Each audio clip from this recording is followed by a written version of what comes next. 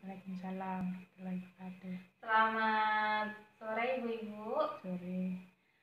Mohon maaf sebelumnya, jadi merepotkan Ibu-Ibu, dan kasih telah meluangkan waktunya pada pertemuan kita kali ini. Jadi saya sangat mengapresiasi kehadiran Ibu-Ibu untuk datang ke sini.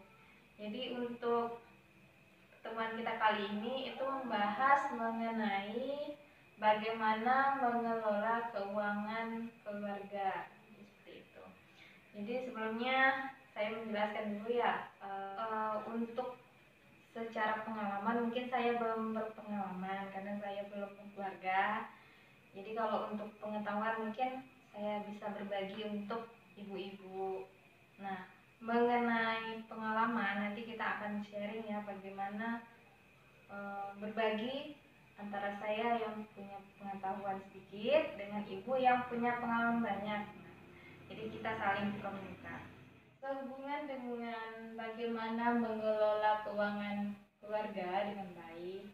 Jadi silakan ibu-ibu bisa lihat posternya dan flipchartnya. Jadi ini mengenai keuangan juga, tapi kita lebih spesifiknya, lebih khususnya pertemuan kita kali ini itu membahas mengelola anggaran yang baik dan benar. Jadi nanti kita akan belajar menganggarkan bulanan keluarga. Jadi nanti sebelum kita lebih lanjut, ibu-ibu bisa lihat posternya, bisa dibaca dulu, dipahami. Jadi sambil-sambil. Nah, silakan ya ibu-ibu ya. Oke. Nah, kalau sudah dibaca mungkin ada terlintas ya mengenai bagaimana mengelola keuangan yang baik. Nah, baik, kita lanjut. Jadi sehubungan dengan mengelola keuangan dengan baik dan benar. Jadi silakan ibu-ibu lihat, ini ada poster ya. Ya. Poster ini mengenai hutang, kemudian itu membangun usaha yang langgeng. Bukan hanya hubungan yang langgeng, tapi usaha juga harus langgeng. Nah, ini anggaran bulanan. Jadi semua yang ada di depan ini berhubungan dengan keuangan. Nah, lebih spesifiknya atau lebih khususnya, hari ini kita membahas yaitu mengenai merencanakan anggaran. Nah, nanti ibu-ibu bisa baca dulu sebelumnya, jadi pahami dulu. Jika sudah paham, nanti baru kita beranjak ke permasalahan keuangan. Nah, jadi dalam baca ibu-ibu. Ya. Baik, sudah? Oke. Oke, kita lanjut ya. Nah, mengenai permasalahan keuangan, saya mau tanya dengan ibu-ibu. Jadi apakah ada permasalahan keuangan yang selama ini ibu rasakan pada saat mengelola keuangan? Boleh ibu? Ya. Jadi permasalahan yang kadang saya hadapi yang memerlukan dana mendadak, kadang kita mengalami juga istilahnya masalah keuangan yang memerlukan dana mendadak kadang-kadang ya.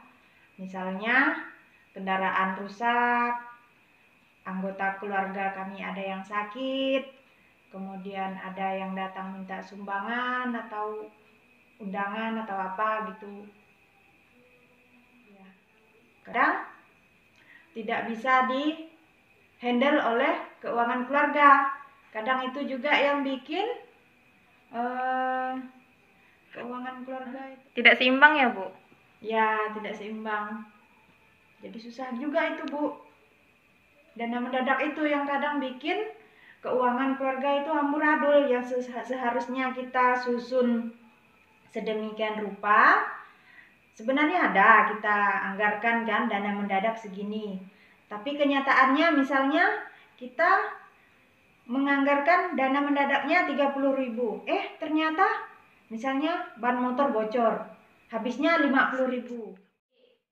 Itu ya permasalahannya. Ya. Oke, jadi memang ya kalau untuk keuangan memang kadang-kadang suka mendesak. Ya, kadang tidak terpikirkan, Bu. seharusnya kita segini anggaran kita, jadi pengeluaran kita sampai melebihi itu gitu. Oh iya. Jadi pertemuan kita kali ini memang membahas mengenai bagaimana mengelola keuangan dengan baik dan benar. Jadi pengetahuan yang sekarang nanti akan saya sampaikan. Jadi memberikan pengetahuan dan meningkatkan keterampilan ibu-ibu bagaimana mengelola. Mungkin selama ini cara pengelolaannya yang kurang tepat. Nah, jadi nanti akan saya berbagi ilmu kepada ibu. Sehubungan dengan pengelolaan itu pasti berkaitan dengan pengeluaran. Sebelumnya pengeluaran itu terbagi dua ya, pengeluaran yang harus dipenuhi dan pengeluaran yang tidak harus dipenuhi. Nah, saya tanya dengan ibu-ibu, pengeluaran yang harus dipenuhi itu termasuk apa saja? Kalau hari-hari itu sembako yang pastinya, makanan lah, makanan jajan anak tuh, terus kayak listrik, gas. Ya. Kalau yang tidak harus dipenuhi, apa contohnya ibu?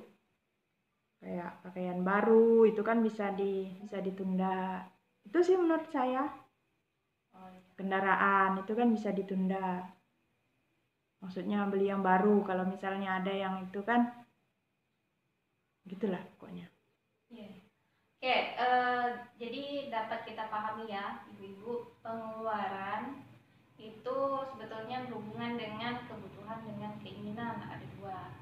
Jadi kebutuhan itu sifatnya itu harus dipenuhi. Nah, sedangkan keinginan sifatnya bisa ditunda. Jadi bisa dilihat dari fungsinya juga. Nah, kalau misalnya tidak terpenuhi, itu maka kehidupan kita akan terganggu. Tapi kalau keinginan itu tidak masalah karena sifatnya tidak mendesak. Nah, kita masuk ke contoh ya ibu-ibu. Jadi kalau misalnya kebutuhan itu yang kadang-kadang ibu ketahui itu lebih jelasnya, misalnya kebutuhan pokok, ya kan? Nah, kebutuhan pokok itu udah jelas itu kebutuhan. Nah, yang saya tanyakan, kalau sepatu itu termasuk kebutuhan atau keinginan? Kalau menurut saya sih keinginan, karena kan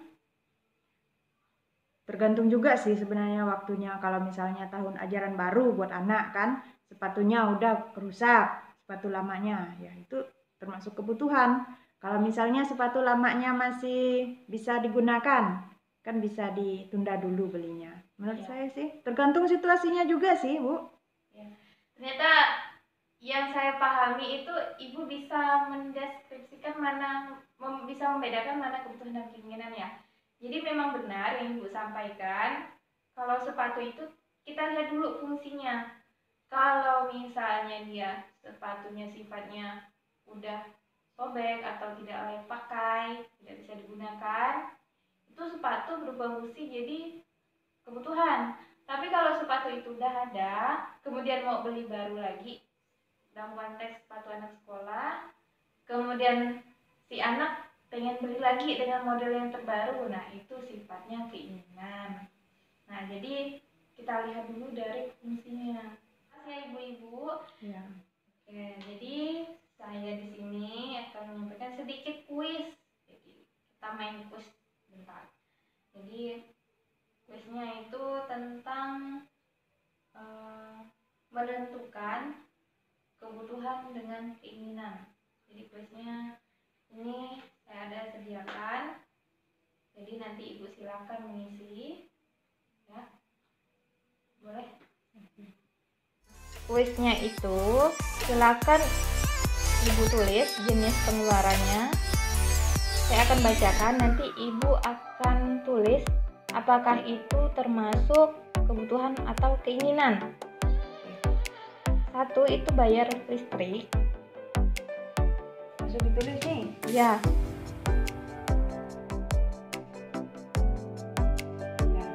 Bayar listrik, uang jajan,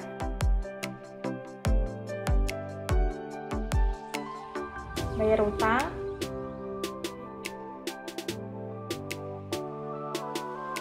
tas baru,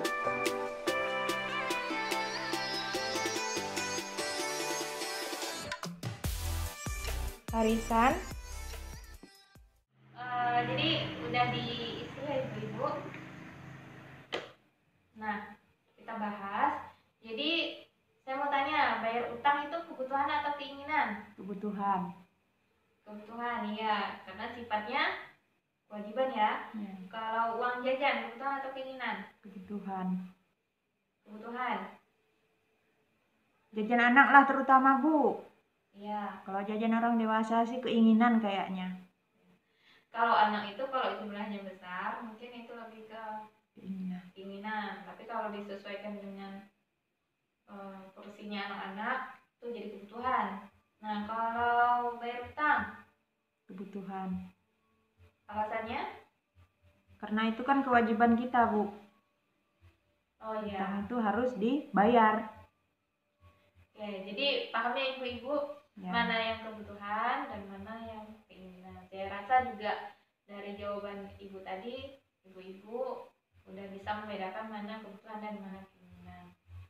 Nah, kita lanjut ke ini, anggaran bulanan keluarga. Bisa ibu lihat di chart. Jadi yang akan kita bahas ini mengenai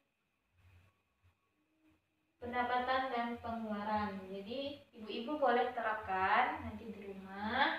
Jadi buat tabel seperti ini. Contoh ya ibu, ini upah ibu Lili dan upah bapak Rusli. Jadi nanti digabungkan. Kalau misalnya ibu dan bapak kerja, jadi tulis kedua-duanya. Kalau misalnya hanya bapak, mungkin sumbernya hanya satu, tulis aja ya. Jadi sini kolom untuk pendapatan, di bawah untuk pengeluaran. Nah nanti jelas di sini pendapatannya total berapa, nanti pengeluaran itu ditulis juga, uang jajan, tabungan, susu, tas baru, kemudian pengeluaran dapur, kemudian perlengkapan. Nah itu nanti ditulis, kemudian dijumlahkan. Nah pengeluaran itu dijumlahkan. Nah selisih dari pendapatan dikurang pengeluaran itu nanti jelas di sini berapa. Apakah nanti lebih besar dari pendapatan dibanding pengeluaran, apakah ataupun sebaliknya. Kalau misalnya udah selisihnya lebih besar dari pengeluaran, maka akan menimbulkan yang namanya hutang. Nah nanti ini akan kita bahas yang mengenai hutang ini nanti. Jadi harus disesuaikan pendapatan dan pengeluaran. Nah, cara menyimbangkannya beralih ke catatan kas harian. Nah, catatan kas harian inilah yang nanti bisa menyimbangkan atau mengontrol pengeluaran ibu-ibu. Nah, tadi kan udah bisa membedakan mana kebutuhan, mana keinginan. Jadi kita prioritaskan, kita utamakan kebutuhan. Nah, dari kebutuhan inilah nanti kita masukkan ke sini. Jadi kita untuk belajarnya nanti kita pertemuan selanjutnya. Nah, kita bahas seputar ini dulu, masih awal-awal masih kita belajar umum dulu ya. Ini bisa ibu pelajari dulu sementara waktu. Jadi minggu depannya kita praktek bagaimana menghitung catatan kas harian khusus masing-masing. Nanti ibu-ibu bisa bawa yang namanya buku masing-masing. Jadi catat semua pengeluarannya. Nah, sampai di sini ada yang mau tanyakan ibu-ibu? Tidak ada. Oke, tidak ada ya. Jadi untuk selanjutnya saya cukupkan sampai di sini karena waktu kita terbatas. Saya ucapkan terima kasih banyak telah meluangkan waktunya. Jadi yang udah sibuk-sibuk di ladang, yang udah sibuk-sibuk di dapur, mau masak, mau itu, mau ini. Jadi saya sangat terima kasih lah. Wabillahi taufiq wal hidayah. Wassalamualaikum warahmatullahi wabarakatuh. Selamat sore ibu-ibu. Waalaikumsalam warahmatullahi wabarakatuh. Sore.